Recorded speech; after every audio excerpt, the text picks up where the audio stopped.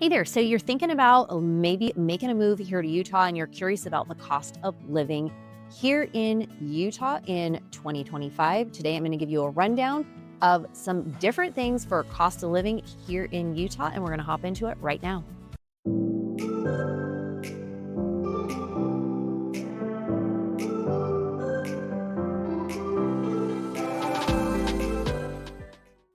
Mariah Koehle here. Welcome back to the channel, or welcome to the channel if this is your very first time here. I'm a licensed and active real estate agent here in the state of Utah, and this channel is all about living, working, sleeping, playing, and eating here in Utah. If that's an interest to you, consider subscribing down below and make sure you tap that bell for notifications so you're notified every single week we drop a new video. We hear from people like you all the time who are looking to make a move, who are looking to relocate, buy, build, sell a property here in Utah, and we absolutely love it. So feel free to give us a call, shoot us a text, send us an email, and my team and I would love to connect with you. Also, if you do want a copy of our free Moving to Utah guide, simply comment down below the word guide, and we'd love to send that over to you. So a big question I get all the time is, Mariah, what is the cost of living like? I don't know what the cost of living is in all different states. I do know some comparisons, though, from some things in California, since I personally lived there before. And I do know some of the cost of living for here in Utah. So today I'm going to just go down the line of, okay, what could this get you here? And maybe what that could get you somewhere else. So let's simply start off with housing costs. Yes, housing costs here in Utah. Right now, as I'm shooting this video in Salt Lake City, the median home price is $565,000. Yes, $565,000. So if you were in San Diego for $565,000 buying a home that was a single family home for $565 in San Diego, you're literally, it does not exist. You might be able to get a townhome or a condo. It depends on where that is and what year it's built. But I recently was actually just talking with one of my business partners who is selling a 2-bedroom townhome in San Diego, not even in San Diego, not downtown San Diego, but outside of it for over $900,000. I've had clients that have reached out and going, hey, Mariah, here's my budget and this is what I'm looking at. What could I even get for $500,000? What could I get for $700,000? What could I get for $1 million here in Utah compared to some other places? So here in Salt Lake City, for about $550,000 to, I'm going to say $750,000, you can get a single family home. Depending on the area, if you go more north of Salt Lake City, you're going to typically get, I like to say, a little bit more bang for your buck, where oftentimes you're going to be able to maybe get a newer home. You're going to be able to get a little bit larger lot, and you're going to be able to maybe have a few other amenities that maybe you're looking for. If you're looking right downtown Salt Lake City, the housing options, there's not as many housing options. You're going to get a little bit older home. That older home might be remodeled, but if you're looking for that, you definitely can get a nice single family home in that range. If you're looking at going, about $1 million or plus, you typically are going to have a good size yard. You're typically going to have a home that's going to have 5+ bedrooms with most likely a finished basement, extra square footage. You're probably going to have something that is at least 4,000 square feet, if not bigger than that. Again, there is a range. There are so many different areas on here. Like I'm showing you some of these different areas that you can find homes in that range. Again, if you are looking in San Diego or you're looking in California and you're looking for a 2,400 square foot home, you're typically going to be, and again, this is not everywhere, but if you're looking in North County, San Diego, you're going to be looking at a 1.2 to 1.8 for something that may need some fixing up, that may need some updating. It's just very different. So that's housing. Number 2, cost of living in terms of just gas. If you are getting gas for your car, here it's typically about $3.50 a gallon. During the winter time, it's typically lower than that. During the summer, it's usually a little bit higher than that.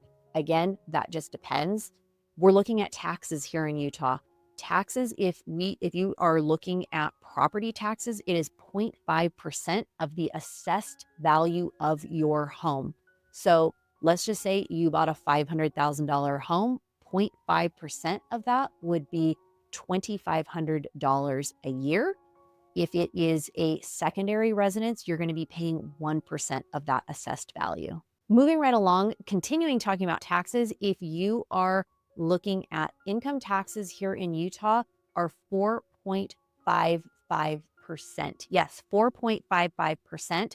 So again, for some people, they're like, wow, that's a huge savings compared to some other states. So it is not it's a flat tax. It is not a gradual tax, 4.55%. And again, property taxes, 0.5% if it is your primary residence. If it is a secondary residence, then it would be 1% of that assessed value. So again, talking about housing, we've got taxes, talking about the price of gas, utilities. Now, utilities are a big one. A lot of people ask me about utilities for years and years here in Utah, and not all of the cities are doing this, but many of them are, and they have been. So when we're talking about utilities for example, water, here in Utah, many of the homes have both culinary water, which is for inside drinking and all of that.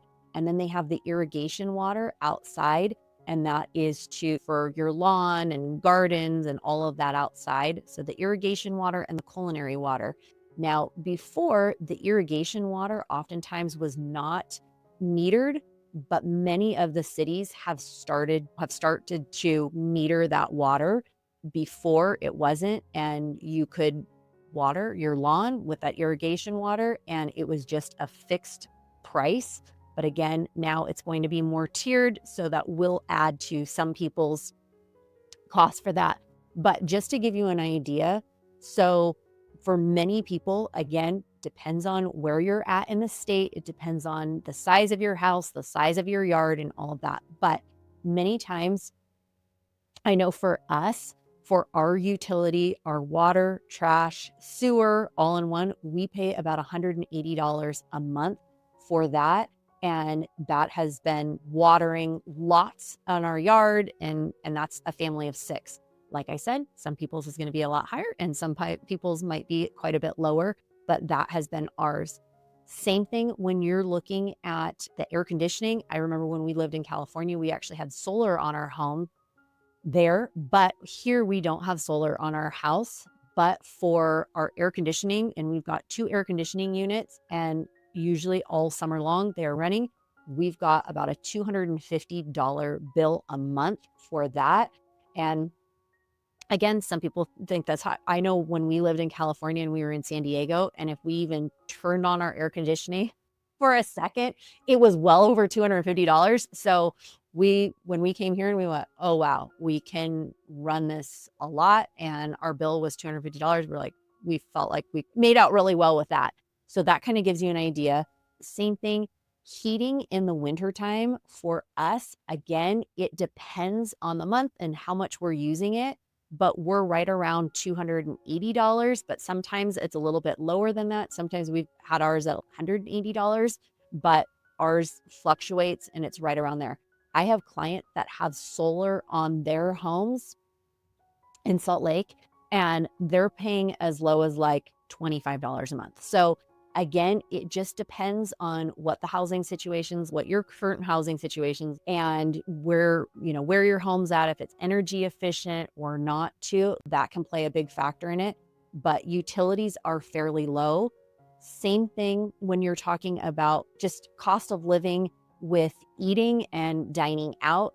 When you go like grocery stores, sometimes the fruits and vegetables are a little bit higher, but again, it depends on the time of year. Usually winter, they're a little bit higher, but you can still go to Costco and usually buy a big thing of strawberries for about $5, a bag of apples for $5. You can get a bag of oranges for $6. So many of those things are very comparable to when we lived in California, similar to that.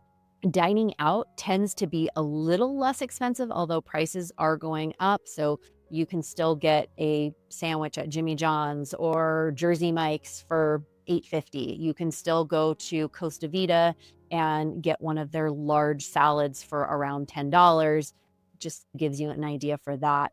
So hopefully this gives you an idea, cost of living in terms of housing, in terms of food, in terms of taxes, in terms of property taxes, and then also utilities as well. If you have any other questions about this, my team and I help people like you all the time and absolutely love it. So feel free to give us a call, shoot us a text, send us an email.